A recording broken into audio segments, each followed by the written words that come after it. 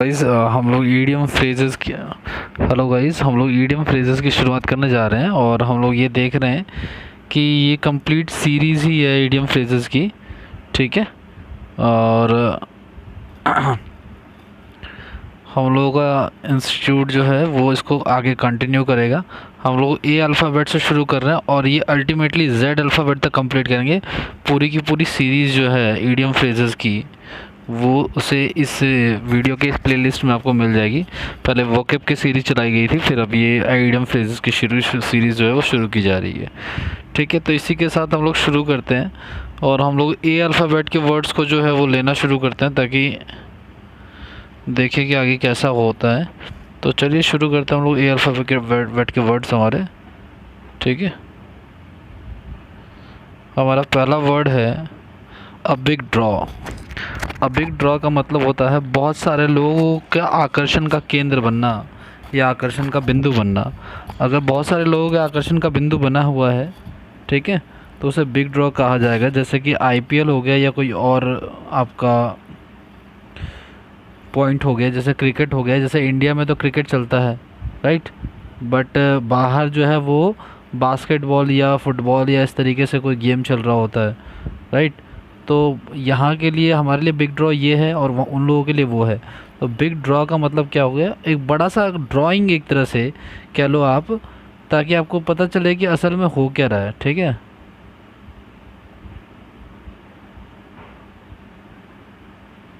समझे आप बात को। तो ये चीज़ है। नेक्स्ट आपका बोन टू पिक का मतलब होता है गाइस, बोन टू का पिक का मतलब होता है आपका, बोन टू पिक का मतलब होता है कि कलेश की वजह होना या झगड़े की वजह होना। ठीक है, बोन टू पिक का मतलब क्या होता है आपका,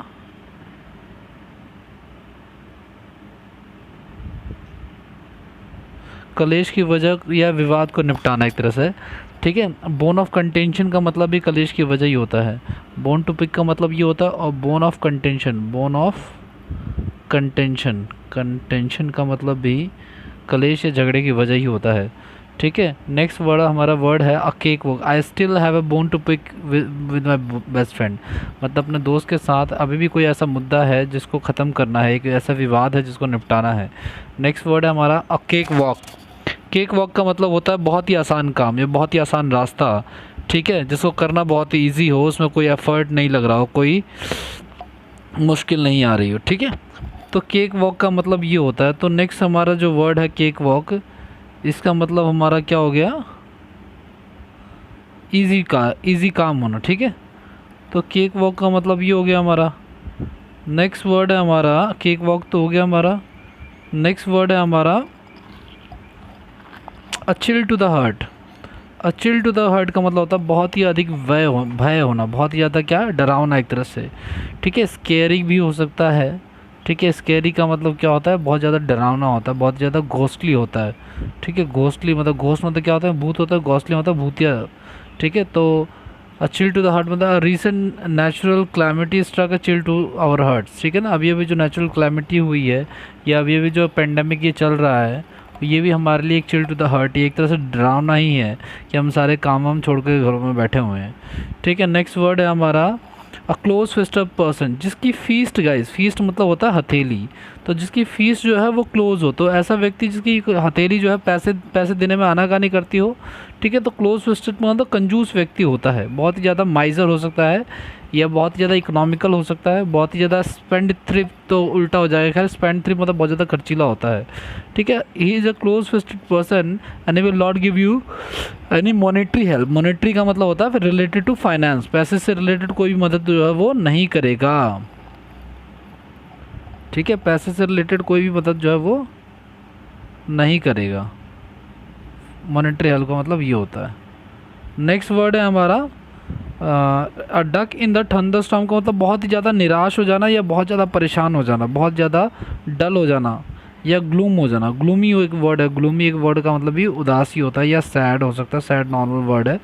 ठीक है, तो Anil was duck in a thunderstorm, जैसे एक थंडरस्टॉर्म है, जैसे बिजली कड़कती है तो उसके अंदर कोई अगर पक्षी फंस जाता है तो वो काफ़ी ज़्यादा डर जाता है, तो that is called duck in the thunderstorm. He was is transfer from his home town to a remote place.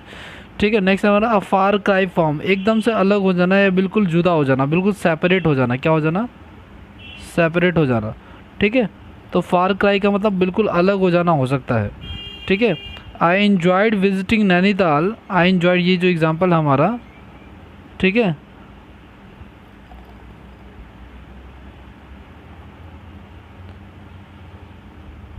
I enjoy visiting Nainital but it was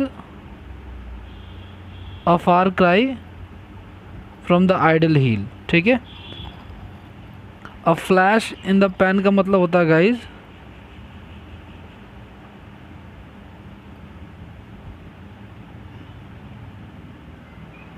a flash in the pan का मतलब होता है बहुत ही ज़्यादा क्या होना, अचानक से आई हुई कोई क्षणिक सफलता। ठीक है, फ्लैश इन द पैन का मतलब क्या होता है? अचानक से आई हुई कोई क्षणिक सफलता। ठीक है। गुड हैंड, नेक्स्ट हमारा जो फ्लैश इन द पैन है इसका हो गया there is no quality is success he just a flash in the pan. होता है ना, किसी किसी को तुक्के में कोई काम हो जाता है, तो हालांकि गवर्नमेंट जॉब कभी भी तुक्के में नहीं लगती है, ये मैं मानता हूँ। ठीक है, तो फ्लैश इन द पैन का मतलब तुक्के में मिली हुई कोई कामयाबी है, कोई सफलता। नेक्स्ट है आपका अ गुड हैंड का मतलब बहुत ही ज़्यादा निपुण या कुशल होना, बहुत ही ज़्यादा एक्सपर्टीज़ हासिल करना उस काम में। तो he is a good hand eight solving any difficult problem easily. ठीक है ना, वो बहुत ज़्यादा निपुण है किस काम में, कोई भी प्रॉब्लम हो डिफ़िकल्ट उसको सॉल्व करने में। नेक्स्ट गाइज हमारा हरक्लीन टास्क। आपको पता है हरक्लीन जो था वो ग्रीक के एक राजा का बेटा था जो कि काफ़ी ज़्यादा स्ट्रांग था, जो कि काफ़ी कठिन कठिन कार्यों को करता था। ठीक है, तो हरक्लीन टास्क मतलब हो जाएगा, ठीक है, हरक्लीन टास्क मतलब बेसिकली हो जाएगा हमारा बहुत अधिक कठिन कार्य। Preparing yourself well for the examination in a short time is a herculean task. ठीक है ना, अपने आप को कम समय में रखना, तैयार रखना एग्जामिनेशंस के लिए हरक्लीन टास्क कहलाता है। A leap in the dark का मतलब था बिना अनिश्चितता के और खतरे से भरा कदम। A leap in the dark का मतलब क्या होता है हमारा, एक ऐसा कदम जो कि खतरे से क्या हो, भरा हुआ हो। ठीक है। नेक्स्ट हमारा एट अ सी चेंज का मतलब होता है गाइस एक बहुत बड़ा बदलाव होना, बहुत ही बड़ा बदलाव होना। The industrialisation process underwent a sea change during the 19th century. एक हम ये भी कह सकते हैं कि ड्यूरिंग दिस पेंडेमिक डिजीज़ कोविड-19 all the industries are under a sea change. ठीक है ना, ठीक है, क्योंकि इसके बाद भी काफ़ी ज़्यादा रिसेशन, काफ़ी ज़्यादा चेंजेस आएंगे इंडस्ट्री में, काफ़ी ज़्यादा रिसेशन का सेशन आएगा। अ सोर पॉइंट का मतलब होता है गाइस एक ऐसा मुद्दा जो लोगों को नाराज़ करे या शर्मिंदा करे। सॉरी, जैसे कि अभी अभी आप लोगों ने देखा होगा, अगर पता नहीं है वीडियो आप जो भी लेट देख रहा हो या जो भी,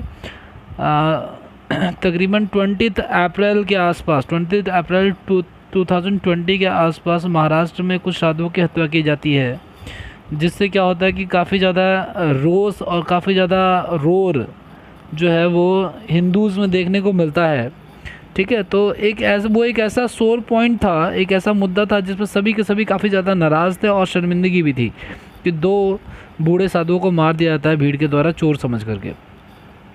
report of scams almost everywhere has become a sore point for the present government. ठीक है, नेक्स्ट हमारा स्क्वायर डील, ईमानदारी भरा बर्ताव।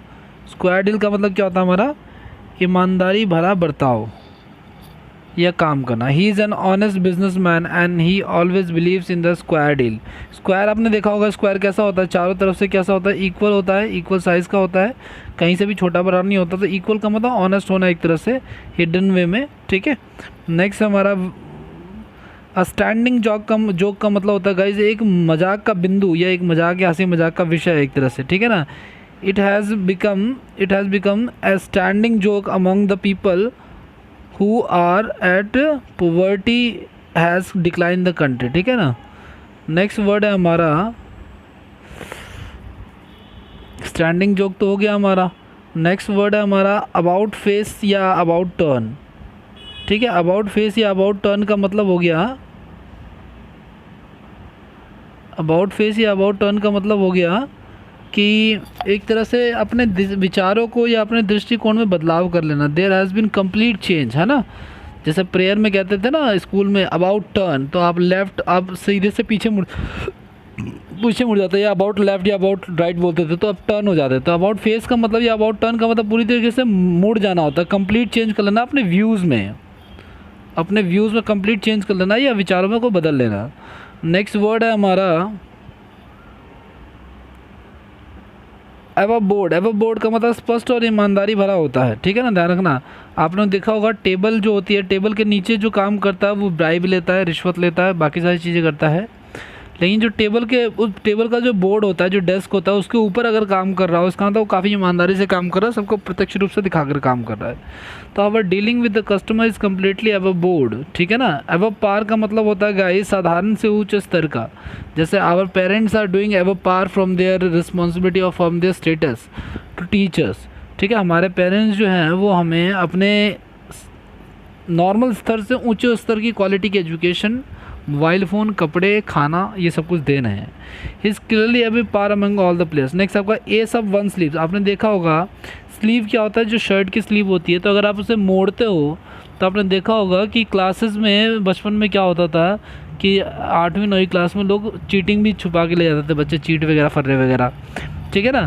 तो ऐसा कुछ हिडन छुपा लेना अपने स्लीव में जो कि पता ना चले और उससे आपको जो है वो बेनिफिट हो, उसको लाभ पहुंचाने वाली चीज़ जो दूसरों को पता ना चले। तो it is shrewd politician and he was, shrewd का मतलब काफ़ी ज़्यादा तेज होता है, ईमानदार मतलब कि बहुत ज़्यादा दिमाग वाला। कनिंग एक तरह से, कनिंग का मतलब पता है ना क्या होता है आपको, कनिंग का मतलब होता है धूर्त, ठीक है। It is shrewd politician and he was always had an S up his sleeves, ठीक है ना, वो हमेशा कुछ ना कुछ छुपा के रखता है। नेक्स्ट वर्ड हमारा एचल्स हील गाइज। एचल्स हील का मतलब होता है कमज़ोर पहलू, ठीक है ना। आपको पता है कि एचल्स नाम का एक किंग था जो कि ना हर जगह लड़ सकता था, वॉरियर था वो, उसका नाम ही एचल्स था। लेकिन वो जब पहाड़ों में जाता था तो काफ़ी ज़्यादा वीक हो जाता था। तो एचल्स कहाँ पे वीक हो जाता था, हील पे। तो एचल्स हील्स का मतलब कमज़ोर पहलू होता है। English has always Achilles heels for me, ठीक है ना।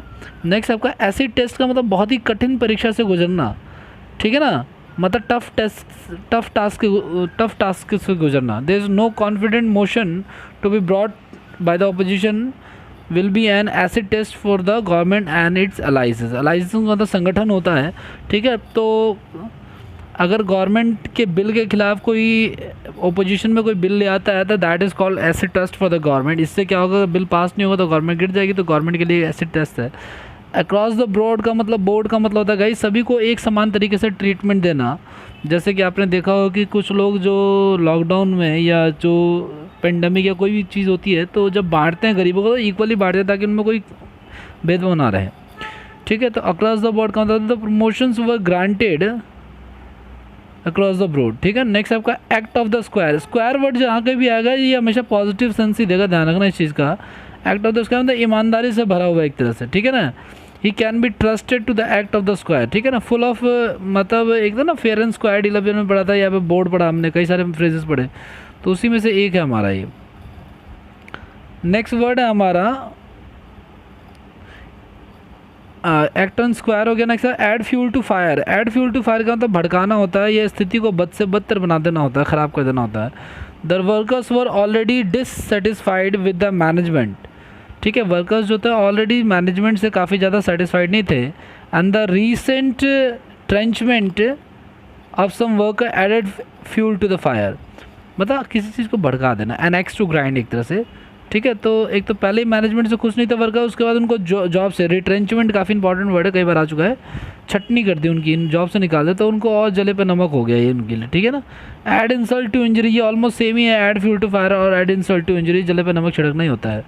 नेक्स्ट वर्ड हमारा आफ्टर वंस ऑन हर्ड का मतलब होता है समान, इक्वल एक तरह से। समान का मतलब यहाँ पे इक्वल से है, ठीक है। क्या कह रहा है आपका, so far as eating habit is concern Suresh is after my own heart, मतलब एक समान है मेरे लिए, वो कांस्टेंट है, कभी भी ऊट पटांग चीज़ें नहीं खाता या गलत चीज़ें नहीं खाता। नेक्स्ट वर्ड है हमारा against the clock. Against the clock का मतलब होता है किसी समय, किसी तय समय में कार्य को पूरा करने की जल्दबाजी, ठीक है ना।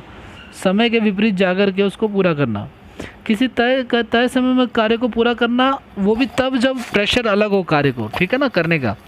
The students of the group has assured that their project guide that they will work against the clock, ठीक है ना। अलाइव एंड किकिंग का मतलब जिंदा होता है, किक का मतलब ही होता है आपका, आप किसी के इंट्रोडक्शन में बोल सकते हैं कि कोई स्वस्थ हो, ठीक है ना, तो उसके लिए किक वर्ड इस्तेमाल किया जाता है, अलाइव एंड किकिंग वर्ड इस्तेमाल किया जाता है। I have fully recovered from illness and now I feel alive and kicking all and sundry. Sorry, ये तो नेक्स्ट वर्ड है हमारा। अलाइव एंड किकिंग का मतलब क्या हो गया आपका, बिल्कुल हेल्दी होना एक तरह से, ठीक है। ऑल एंड सन्ड्री का मतलब सभी लोग होता है guys. The next text is going to hit all the sundry, मतलब सभी लोगों को टेक्स्ट जाएगा। ऑल ईयर्स का मतलब ध्यान से सुनना होता है, बहुत ही उत्सुकता से, बहुत ही ईगर तरीके से, EAGER, बहुत ही ईगर तरीके से सुनना। His narrative was so interesting that I was all ears to listen the whole story, ठीक है। नेक्स्ट वर्ड है हमारा ऑल ग्रीक।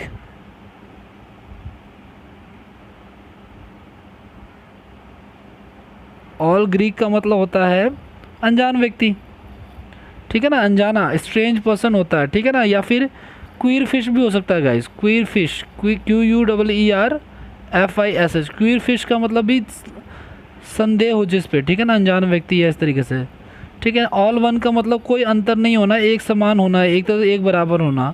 ऑल्टर ईगो, देखो, it is all one for me whether you live in Bangalore और USA, मेरे लिए ये कोई फ़र्क नहीं पड़ता कि तुम बैंगलोर में रहो या फिर USA में रहो। नेक्स्ट आपको ऑल्टर ईगो का मतलब होता है गाइस बहुत नज़दीक दोस्त, ठीक है, बहुत ही खास दोस्त। तो ऑल्टर ईगो मतलब दैट फील्स या that hurts, you feel your to feel hurt, ठीक है। नेक्स्ट वर्ड है हमारा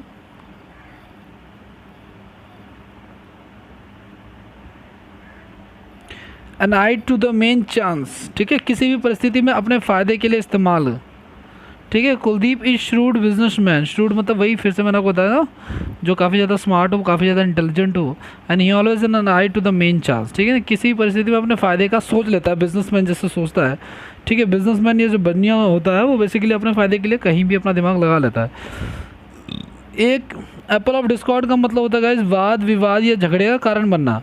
Kashmir has always been an apple of discord between India and Pakistan. अब न वो नहीं है, ये एग्जाम्पल पुराना हो गया, ठीक है, इसको आप काट सकते हो आप लोग, आप कोई और एग्जाम्पल ले सकते हैं, but this example is not valid at this situation because now India is complete the part of, ठीक है, Kashmir is a full part of India. Next Apple of one size का तो बहुत प्यारा होना, ठीक है। Apple of Discord, Apple of one size और एप्पल पाई ऑर्डर, तीनों एक साथ लिखे हुए हैं, तीनों को समझ लो आप, तीनों में एप्पल आ रहा है, ठीक है। इसके अलावा एप्पल का कोई और फ्रेज बचता भी नहीं है इंग्लिश में।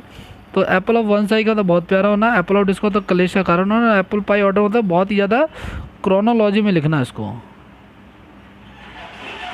सीक्वेंस में लिखना। नेक्स्ट है आपका एप्पल पाई ऑर्डर भी हो गया। नेक्स्ट है आपका आर्ग्यूज अरेस्ट, आर्ग्यूजाइड, चौकन्ना, अर्गासाइज, है ना, चौकन्ना होना, बहुत ही ज़्यादा क्या होना, एक्सट्रीम वॉचफुल, ठीक है, वॉचफुल होना, ठीक है। नेक्स्ट वर्ड है हमारा आर्म चेयर क्रिटिक, जो हकीकत से परे हो, बैठ करके जो चेयर पे बस क्रिटिक्स करता हो, ठीक है ना, तो उसी को आर्म चेयर, यानी जो हकीकत से परे सिर्फ चीज़ों की आलोचना करता हो, खुद चीज़ों को कभी ना करता हो। On television these days we find many arm chair critics talking loudly on national problems, ठीक है, मतलब ऐसे ऐसे हम देख रहे हैं आजकल नेशनल प्रॉब्लम पे कि सिर्फ लोग बैठ करके सिर्फ आलोचना करना जानते हैं, उसको हैंडल नहीं करते हैं, बस बताते हैं गवर्नमेंट को अच्छा ये होगा वो होगा इस तरीके से। आर्म टू द टीथ का मतलब होता है गाइज हथियारों से लैस होना, ठीक है ना, पूरी तरीके से हथियारों से लैस होना या फिर भरपूर होना, ठीक है। The group of bandits was arm to the teeth. Next is around the clock, मतलब पूरे समय या 24 घंटे, ठीक है। अराउंड द क्लॉक मतलब the army deployed at the border means it around the clock, ठीक है, निगरानी रखना। एरो इन द क्विवर,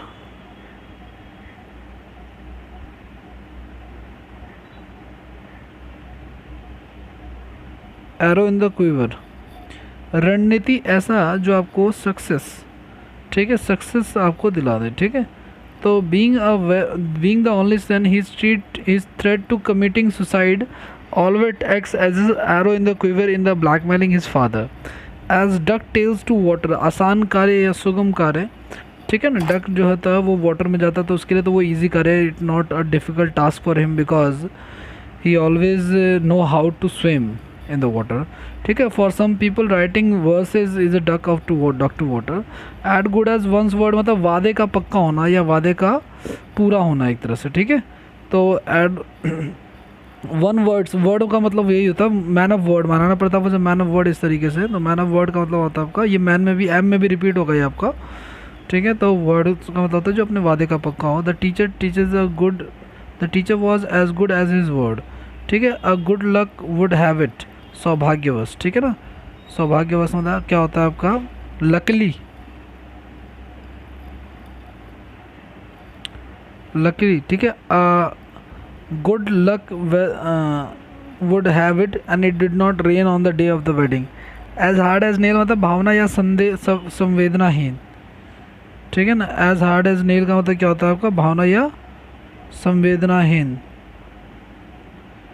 ठीक है। तो इसका एग्जांपल क्या होगा, he is as hard as nail मतलब जो नेल मतलब कि कील की तरह जो सख्त हो।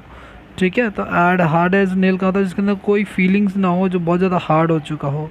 एज ट्रू एज स्टील का मतलब विश्वास या भरोसे के लायक, बहुत ही ज़्यादा विश्वासप्रद। ठीक है। नेक्स्ट वर्ड है हमारा, इसका एग्जांपल क्या होगा आपका, I am proud that my employee are as true as steel. ठीक है। एट ए डिस्काउंट का मतलब होता है स्तरहीन या गुणहीन, जिसके अंदर कोई स्तर या कोई लेवल ना हो। A good many at a discount books are available in the one. At a discount का मतलब क्या है ना, generally use discount quality less चीज़ों पे ही दी जाती है। तो एट ए डिस्काउंट का मतलब जिनमें कोई क्वालिटी ना हो। ठीक है। स्तर या गुणहीन, जिसमें गुण ना हो। एट अ लॉस पूरी तरह से कन्फ्यूज़ होना। ठीक है। एट सी भी बोल सकते हो आप इसे, एट सी भी हो सकता है शायद अगला हो। एट अ लॉस पूरी तरह से कन्फ्यूज़ होना या पजलिंग होना। The police is completely at a loss over all real culprit.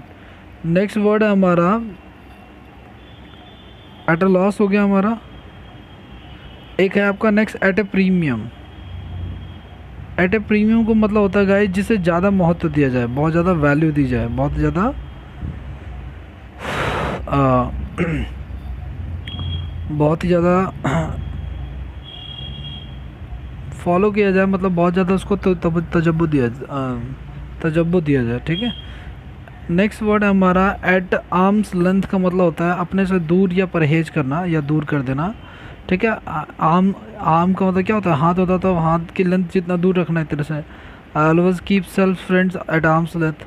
ठीक है। एट क्रॉस पर्पज़ मतलब विरोधी, क्रॉस का मतलब ही नेगेटिव हो गया आपका, तो क्रॉस पर्पज़ मतलब विरोधी होना एक तरह से।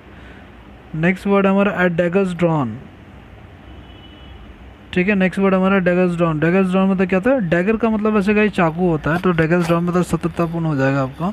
After the death of their father there the two brothers are at daggers drawn over a paternal poverty. ठीक है। एट लार्ज का मतलब होता है पकड़ से बाहर। एट लार्ज का मतलब क्या होता है आपका, पकड़ से बाहर। ठीक है ना, फरार हो जाना एक तरह से, वो भी खास तौर से कल्प्रिट वगैरह जैसे पुलिस की पकड़ से बाहर हो जाते हैं। ठीक है। तो culprit is still at large. ठीक है। जनरली ये कल्प्रिट्स के लिए आता है। एट लॉगर साइड का मतलब होता है, एट लॉगर साइड मतलब शत्रुता से भरा हुआ। ठीक है ना। The union of workers and management are at logger side. ठीक है ना, दुश्मनी से भरा हुआ। एट ऑड का मतलब विचारों में विरोधी, ऑड वर्ड ही नेगेटिव हो गया तो विचारों में विरोधी होना एक तरह से। एट वन गो का मतलब होता है गाइज एक तरह से एक बार में। ठीक है। वंस इन अ वाइल एक तरह से। I will never to drink this medicine at once go, एक बार में मैं इसे नहीं पी सकता या नहीं खा सकता। एट वंस विट्स एंड का मतलब होता है गाइज पूरी तरीके से कंफ्यूज हो जाना, पूरी तरीके से वही जो हमने पढ़ा था ना ऊपर एट सी या एट ए लॉस जो पढ़ा था हमने, तो वही सेम है आपका। ठीक है। तो एट माई विट्स एंड का होता है when I lost my wallet in the unknown town and I had no money at all. ठीक है। जब मैं पूरी तरीके से कंफ्यूज हो गया जब मेरा जो वॉलेट है वो अननोन टाउन में खो गया। नेक्स्ट वर्ड है हमारा एट रैंडम। तो आपको पता ही है क्या होता है एट रैंडम, तो बिना किसी कारण के। रैंडम का मतलब होता है ये आपका नॉर्मली कैसे भी उठा लो आप रैंडमली, जिसमें कोई लॉजिक ना हो, जो कोई किसी सीक्वेंस या कोई पैटर्न में फॉलो ना करता हो, ऐसे ही।